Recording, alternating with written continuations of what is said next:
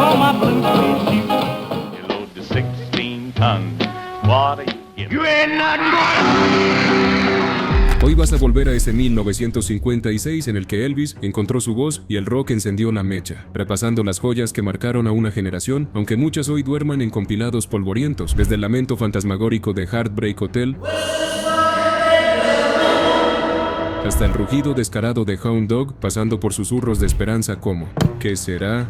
Será. Quédate, porque entre puestos y recuerdos vas a descubrir cuál fue la canción que convirtió la tristeza en eternidad y por qué un simple na-na-na pudo despedir a medio mundo de la pista.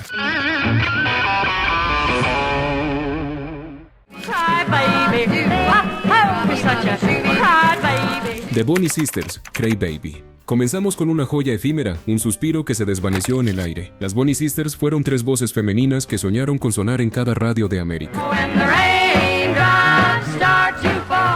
La canción Cry Baby nació en un pequeño estudio de Nueva York, un invierno frío en el que los micrófonos todavía olían a cinta nueva. Su productor Joe Davis buscaba un sonido dulce, casi infantil, pero con la emoción de un amor roto. El resultado fue un lamento disfrazado de inocencia. Las armonías eran puras, casi de iglesia, pero el corazón detrás temblaba con cada Cry Baby Cry. No llegó al número 1, pero durante semanas acompañó a miles de adolescentes en bailes de escuela y despedidas en estaciones de tren. Fue una de esas canciones que no necesitó fama para quedarse en la memoria. Aún hoy, cuando suena en algún recopilatorio perdido, se siente como abrir una carta vieja que todavía huele a perfume. Sanford Clarke, The Fool, el rockabilly comenzaba a apoderarse del mundo. Y entre guitarras distorsionadas y trajes de cuero, apareció Sanford Clarke con una melodía que parecía venir desde el desierto.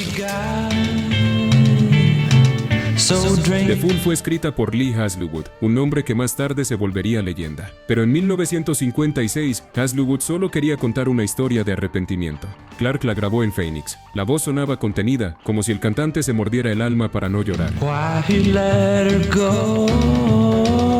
El ritmo era lento, acompañado por un eco que parecía el viento del desierto. La canción escaló en los rankings sin que nadie entendiera bien por qué. Quizás porque todos, alguna vez, hemos sido el tonto que se enamoró de quien no debía. A día de hoy, The Fool sigue siendo uno de los primeros ejemplos de cómo el rock podía ser introspectivo, melancólico y profundamente humano. Meanwhile, back in the jungle.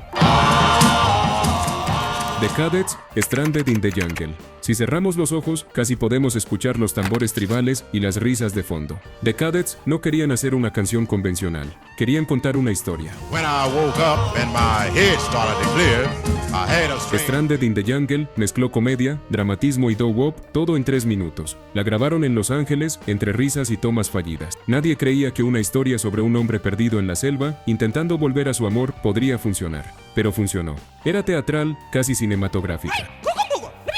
And meanwhile, back in the States. Tenía gritos, efectos sonoros y un cambio de ritmo que anticipaba el espíritu del rock teatral de décadas después. Fue una de las primeras canciones en jugar con la narrativa dentro del formato pop, y eso la hizo inolvidable. Cuando sonaba en las fiestas, todos imitaban los rugidos y los pasos salvajes. Era pura diversión en una época donde todo parecía posible. Come down, come down. Katy Carr, Ivory Tower. Katy Carr no fue una estrella, fue una fotografía en blanco y negro que se desvaneció demasiado pronto. Ivory Tower fue su único gran éxito, una balada sobre la soledad y la distancia emocional. La canción fue escrita por Jack Fulton y Lois Steele. La historia cuenta que Katy la grabó en una sola toma. Con la voz quebrada por la emoción, el tema se convirtió en un símbolo de los amores imposibles. Mientras en el mundo el rock explotaba, ella cantaba sobre el aislamiento, sobre sentirse atrapada en una torre de marfil desde la que solo se podía mirar. En la radio sonaba entre Elvis y Carl Perkins, y aunque su estilo era más clásico, tocó el corazón de quienes buscaban consuelo. Su eco aún se siente en cada balada melancólica que vino después. Johnny Ray, Who's Walking in the Rain. Era otoño de 1956.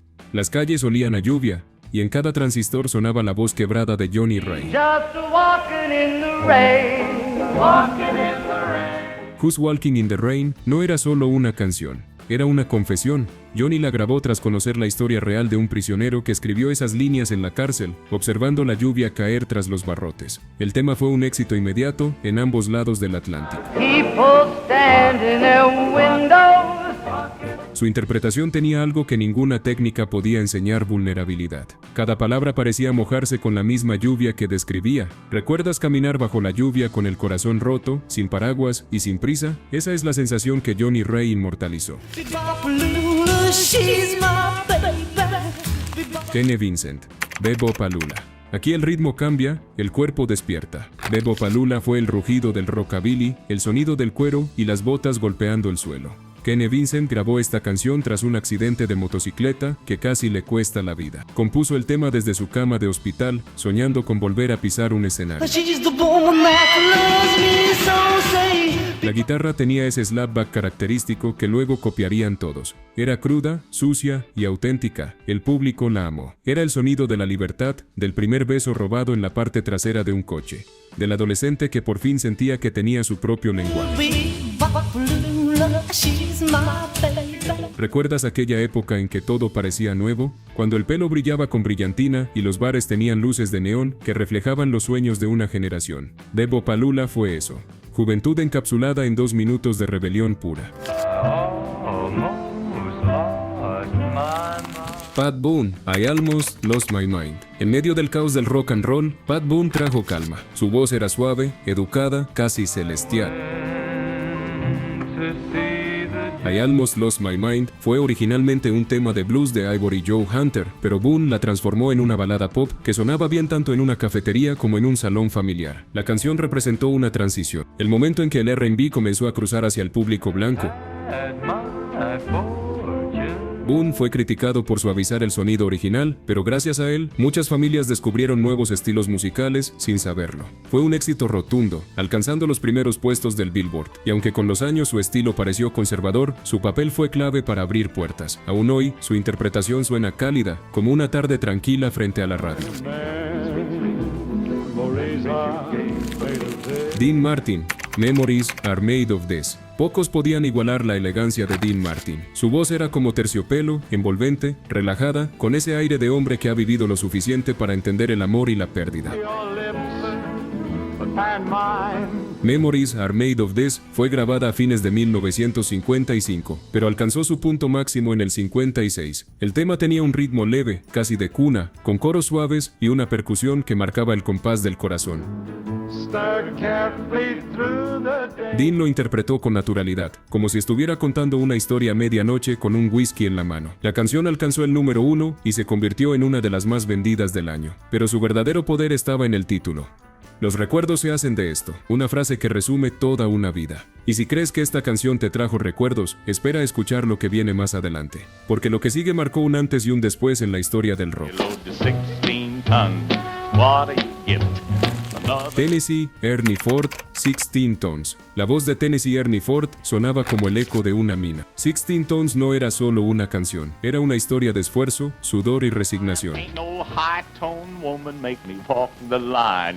Escrita por Merle Travis, hablaba del trabajo duro en las minas de carbón de Kentucky. Ford, con su tono grave y profundo, la interpretó con la fuerza de quien realmente había cargado esas 16 toneladas de carbón sobre los hombros. El bajo marcaba el paso del martillo y cada golpe de percusión sonaba como una pala golpeando la roca. El tema conectó con toda una generación que aún recordaba los años duros de la posguerra. Cuando llegó al número 1, Ford se convirtió en la voz del hombre común. Una canción de protesta disfrazada de éxito radial. Si alguna de estas canciones te trae recuerdos de tu infancia o de tus primeros amores, te invito a quedarte en este canal. Aquí seguimos desenterrando esas joyas que marcaron tu vida. 16 Tons nos recordaba que el rock no era solo fiesta, también podía ser verdad. Gogi Grant, The Wayward Wind. Cuando Gogi Grant entonó The Wayward Wind, el viento pareció soplar desde el desierto hasta los hogares de todo el país. Era una balada de carretera, de esas que huelen a gasolina y soledad. Grabada en Los Ángeles, la canción contaba la historia de un hombre que no podía quedarse quieto, un espíritu libre condenado a seguir su propio camino. Su voz, poderosa y melancólica, parecía romper el aire. El tema fue número 1 durante semanas, y en los cines sonaba como banda sonora de una América que todavía soñaba con la libertad. Fue una de las canciones más representativas de la época dorada de la radio, y cada vez que suena, uno siente el impulso de mirar por la ventana y dejar que el viento del pasado acaricie la memoria. ¿Dónde estabas cuando escuchaste esta canción por primera vez? Cuéntanos en los comentarios desde qué rincón del mundo estás viendo este video. Nos encantará leerte. Será, será. Doris Day. ¿Qué será? Será. Y entonces llegó ella. La elegancia, la dulzura, la voz que parecía un abrazo. Doris Day. ¿Qué será? Será. Nació como tema para la película El hombre que sabía demasiado de Alfred Hitchcock. When I was just a little girl. Fue escrita por el dúo Jay Livingston y Ray Evans, y ganó el Oscar en aquel 1956. El tema era simple, pero profundo, lo que será, será. Un mensaje que se volvió himno para millones de madres, hijas y soñadores en todo el mundo. ¿Qué será, será? Su melodía se tarareaba en las cocinas, en las escuelas y en las calles. Representaba una época en la que el futuro aún parecía prometedor. Quizás recuerdes escuchar esta canción en la radio mientras preparabas el desayuno o cuando tu madre cantaba sin darse cuenta mientras el sol se filtraba por la ventana. Esa es la magia de Doris Day, convertir lo cotidiano en eterno. I'm the great pretender. The Platters, The Great Pretender. Era el sonido del terciopelo y el corazón roto. The Platters habían encontrado la fórmula perfecta, armonías suaves, voces profundas y letras que parecían susurradas al oído. The Great Pretender fue escrita por Buck Ram, su manager, en un baño de teatro mientras esperaba a la banda. La grabación se hizo en una sola toma, con Tony Williams interpretando la voz principal como si le hablara a su reflejo. La canción se convirtió en número 1 y viajó por el mundo entero. Era el retrato del hombre que finge estar bien, pero por dentro se derrumba. En España y Latinoamérica sonó en todos los bares, traducida y versionada 1000 veces. Era el acompañamiento perfecto para quienes, en el amor, tuvieron que fingir fortaleza. You ain't nothing but Elvis Presley, Hound Dog. Si hay un momento que definió el nacimiento del rock and roll, fue este. Elvis Presley en televisión, moviendo las caderas frente a millones de espectadores. El país entero se escandalizó y se enamoró al mismo tiempo. Hound Dog fue escrita por Jerry Leiber y Mike Stoller y originalmente grabada por Big Mama Thornton, una poderosa cantante de blues. Elvis la transformó, le dio energía, descaro y sensualidad. La versión del rey fue pura dinamita. El riff de guitarra y el ritmo de batería hacían que nadie pudiera quedarse quieto. El rock, literalmente, prendió fuego.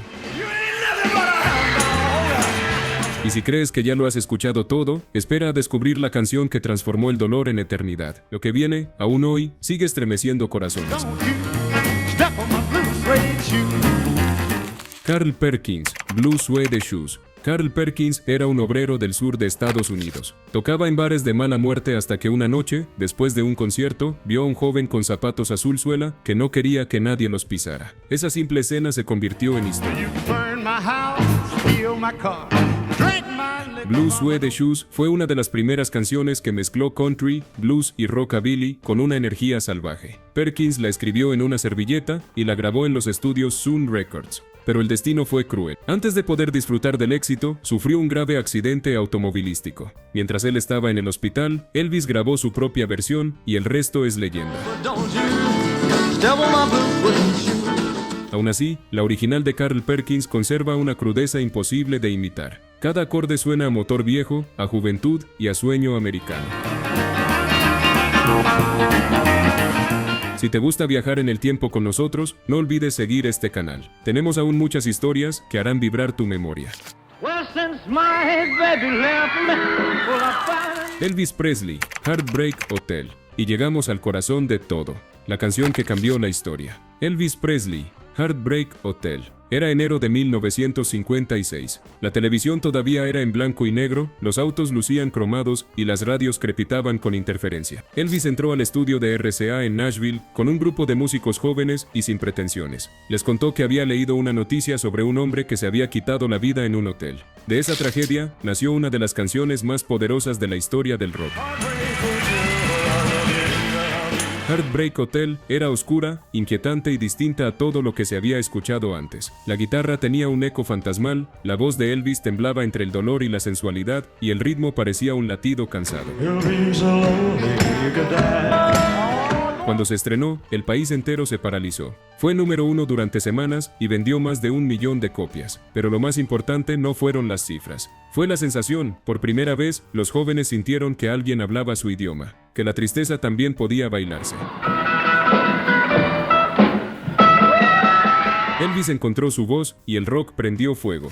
Y si esta historia te hizo viajar a aquellos primeros latidos del rock, te va a emocionar aún más lo que ocurrió con las mujeres rockeras de los 80 y 90, esa historia te la cuento aquí.